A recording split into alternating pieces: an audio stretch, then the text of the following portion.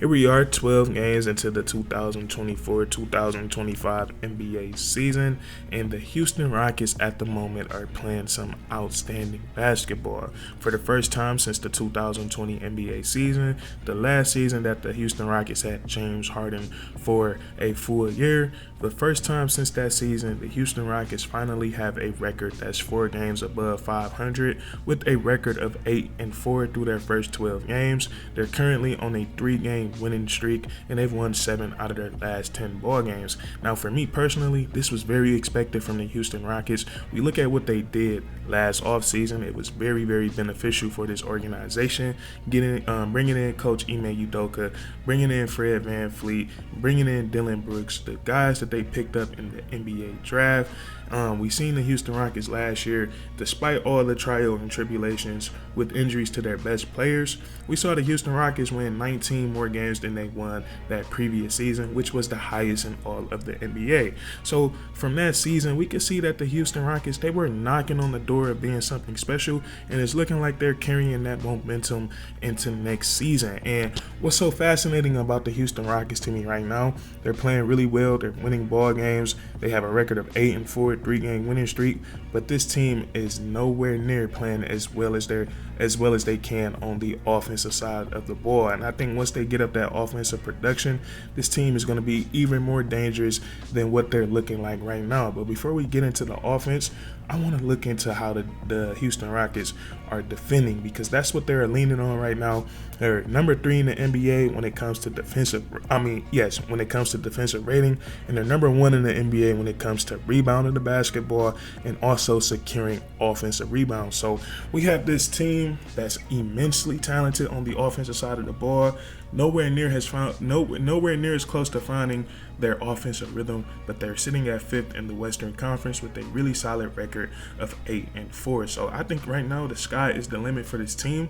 But to get back to this defense, the Houston Rockets, they have a defensive-minded coach and Coach Ime Udoka who really knows his X's and O's. I always like to go back to that 2022 NBA season to where he coached the Boston Celtics. They started off that season really rough, and they turned it around with their defensive play becoming one of the best historic defenses in NBA history. So Coach Ime Udoka, he knows his defense, and coming into the Houston Rockets, luckily for him, he has some guys that can really get after it on the defensive side of the ball. We look at these, we could just start off by naming these guys that can really just defend individually. We look at Dillon Brooks, we look at Jabari Smith Jr., you look at Fred VanVleet, you look at Tari Eason, you look at Cam Whitmore, and I know he was assigned to the G League not too long ago, and you look at Amen Thompson. The Houston Rockets have perimeter defenders all over the place, and it allows them to do so many different things on the defensive side of the ball. And we can look at their most recent game against the Los Angeles Clippers for a great example of how versatile this defense is. Now, coming into this matchup, they're facing the Los Angeles Clippers, who we know are without one of the best players in all of the NBA, Kawhi Leonard, but they are still a very competitive team, a well-coached team, and they're usually very competitive. And I love what Coach Ime Udoka did to start this game, and what he did, the matchups that he decided to go with. He took Zubac out of the ball game, and I know that might not sound too crazy, but Zubac right now, in my opinion, he's playing at an all-star level. But the game plan that the Houston Rockets threw out to the Los Angeles Clippers in this previous game, it took him out of the ball game. And what they did, and what makes the Clippers so hard to beat, they still have James Harden, one of the most dangerous men, still coming off that pick and roll. Instead of putting Sengun on the big so James Harden could get that favorable matchup when setting the screen, they start off putting Alperen Sengun on Derrick Jones Jr. because he's not as good as a screen setter as Zubac, and they put Jabari Smith Jr. onto Zubac, Dillon Brooks on James Harden, so they could just switch that pick and roll. And immediately, James Harden, he did not want the Zubac screen. He tried the mismatch hunt with other players on the Los Angeles Clippers, and it looked like he was about to get off to a hot start. He hit a few threes early in the game, but essentially became unplayable in the fourth quarter for whatever reason. He finished 6 of 15 from the field with just 21 points. So that's what I want to point out, that the Houston Rockets, because they have defenders like Dillon Brooks and they have defenders like Jabari Smith Jr., they can go out and easily take away the opposing team's best player or their second best player. And I just think that was a very simple but very brilliant, effective game plan by Coach Ime Udoka in the Houston Rockets. So because they can do things like that, because they can go out and run any defense they want to, play any defense they want to, switch everything if they have to, hide their worst defenders when they need to, and they can run zone, they can trap, they can do everything, they can rebound the basketball, and it shows as they rank third in the NBA when it comes to defensive rating. So kudos to the Houston Rockets and the way that they're defending on the defensive side of the ball. So now that we got defense covered, I want to talk about the Houston Rockets and their struggles on the offensive side of the ball. Now, I haven't seen every single Houston Rockets game so far this season, but in the games that I am watching, I like the offense that they're getting in the half court. I like the shot selection. I think Fred VanVleet is taking good shots. Jalen Green is taking good shots. Jabari Smith Jr., all of these guys are taking good shots, but they're just simply not falling. And we look at the Houston Rockets, we talked about the offense not being up to par with the defense yet this season. I believe right now they're ranked 17th in the league when it comes to offensive rating and a little bit lower when it comes to three-point shooting. And I think that's a huge reason to why these guys are struggling on the offensive side of the ball. Jump shots are just not falling yet. And we look at the Houston Rockets, it's not something to be too alarmed about, as the guys that's struggling from three and some of your best shooters on the ball club. And we can only assume that these guys are going to start to find their rhythm and start to hit their shots. And it's the guys that started off the season in a shooting slump, Jabari Smith Jr., we know he's a sniper. We know he can knock down three-point shots. That's what he was drafted into the NBA for. And we know some guys get off to a very hot start to the NBA season. Some guys get off to a cold start, and it seems like that's what happened with Jabari Smith Jr. and also Dillon Brooks. Dillon Brooks has not been the hottest from three-point land either. There's been some games where he's still figuring out how to score the ball effectively, but his three-point shot is not falling at the highest clip as of right now. Fred VanVleet, I believe he's shooting around 33% from the field and like 28% from the three-point line.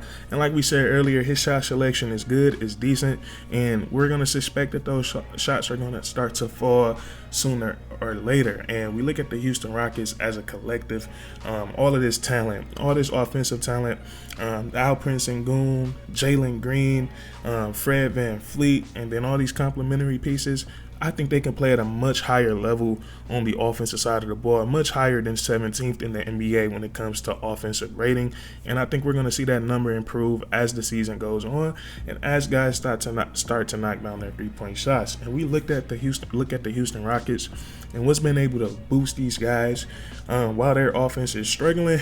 We look to their bench and we look at this very talented young core. Here on the channel, we talk about how talented this young core is all the time and how some of these guys have not just all-star potential but superstar potential. And the Houston Rockets have found two spark plugs off the bench, two guys that look like they're coming, a dynamic duo off the bench. Their energy is feeding off of each other, and that's Tari Eason and Amen Thompson.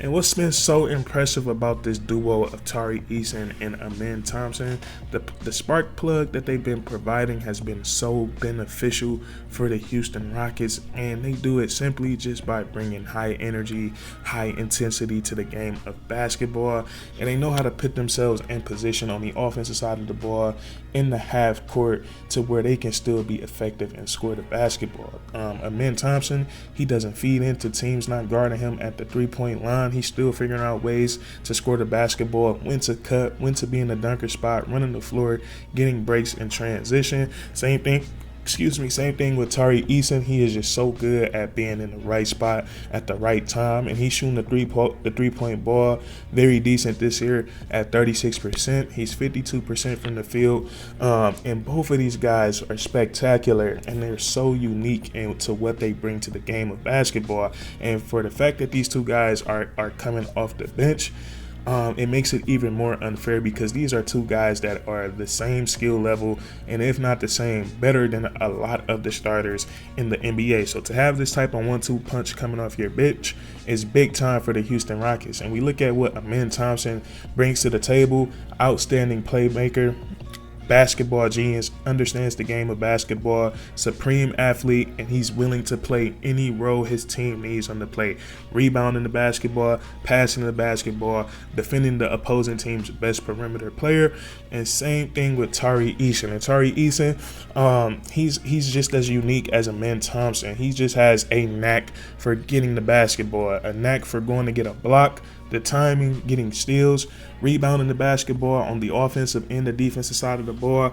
And then both of these guys are just so amazing in transition. They're very fun to watch. When the Houston Rockets put those two guys into the ball game, we know we're going to get some very entertaining plays in the transition game. But these two guys make the lives of guys like Alperen Sengun, Jalen Green, Fred VanVleet.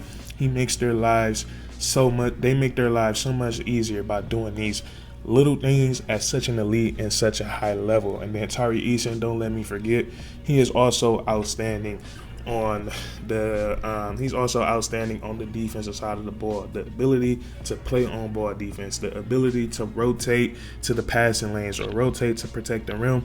And then also these two guys play a huge role in the Houston Rockets being number one in the NBA in rebounds. So the Houston Rockets, I think they have something really special going here. If they can get things to click on the offensive side of the ball with all of this offensive talent that they have, and then connect it with the way that they're defending, they're going to be a very dangerous team in the Western Conference. But I think what we're seeing right now, the Houston Rockets, they're extremely dangerous.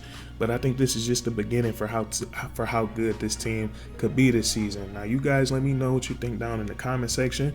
Please leave a like if you enjoyed, and then also subscribe for more weekly content. We do this all the time, man. And nice curtains.